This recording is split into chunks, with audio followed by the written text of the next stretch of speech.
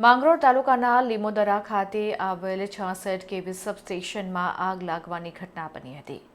માંગરોળ તાલુકાના લીમોદરા ખાતે આવેલ 66 કેવી સબસ્ટેશનમાં અગમ્ય કારણોસર આગ ફાટી નીકળી હતી, જેને કારણે આસપાસના વિસ્તારોમાં ભાગદોડ મચી ગઈ હતી। જો કે આગ વધુ ન પ્રસરે અને અન્ય કોઈ વધુ નુકસાન ન થાય તે માટે તાત્કાલિક સુમિલોન ફાયર બ્રિગેડને જાણ કરવામાં આવી હતી, જેથી ફાયર બ્રિગેડનો સ્ટાફ ઘટના સ્થળ પર દોડી આવ્યો હતો અને આગ ઉપર કાબૂ મેળવી લીધો હતો।